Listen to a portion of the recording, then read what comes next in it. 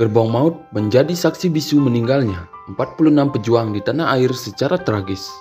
Karena sekitar 75 tahun yang lalu, atau tepatnya pada tanggal 23 November 1947, puluhan orang ditaruh di sebuah gerbong kereta dan kemudian tewas karena kehausan, kelaparan, kepanasan, hingga kesulitan bernapas. Mereka yang ada di dalam gerbong tersebut adalah para pejuang Republik Indonesia yang ditangkap oleh Belanda.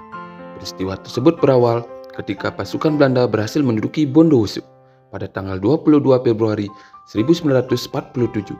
Belanda melakukan penangkapan besar-besaran terhadap rakyat yang dianggap secara aktif melakukan perlawanan sehingga mengakibatkan penjara Bondowoso penuh. Menanggapi hal tersebut, pihak Belanda kemudian memindahkan para tahanan dari penjara Bondowoso ke penjara Surabaya dengan menggunakan gerbong kereta barang yang atapnya terbuat dari plat besi dan hampir tidak berventilasi. Mayoritas para tahanan ini terdiri dari para pejuang dan rakyat sipil.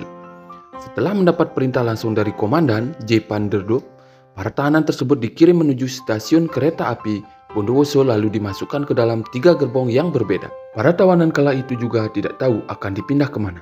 Gerbong yang digunakan juga bukan gerbong penumpang, melainkan gerbong barang yang terbuat dari baja, yang tertutup, rapat, dan hampir tanpa ventilasi udara. Lalu menjelang siang ketika matahari sudah mendekati titik tertinggi, penderitaan para tawanan kini mulai terasa.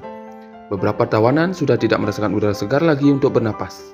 Situasi juga semakin menyiksa ketika mereka terpaksa harus menghirup karbon dioksida dari napas para tawanan yang lain.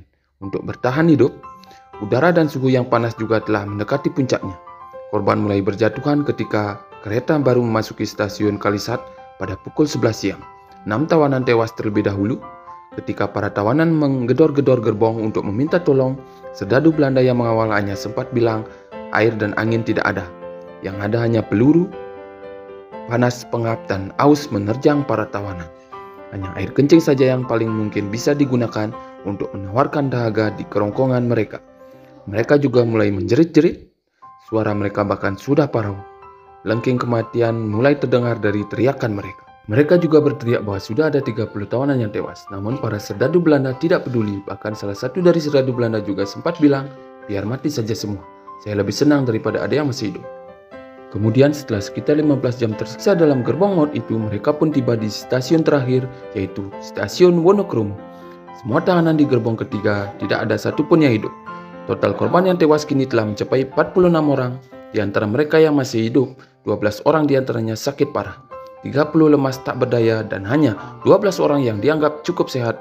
Mereka yang tewas jenazahnya dijajarkan di emplasemen stasiun Wonokromo. Namun sayangnya tidak pernah diketahui di mana letak makam mereka. Apakah dikubur atau dilarung di Kanal Jagir? Hingga saat ini, hal ini masih menjadi misteri.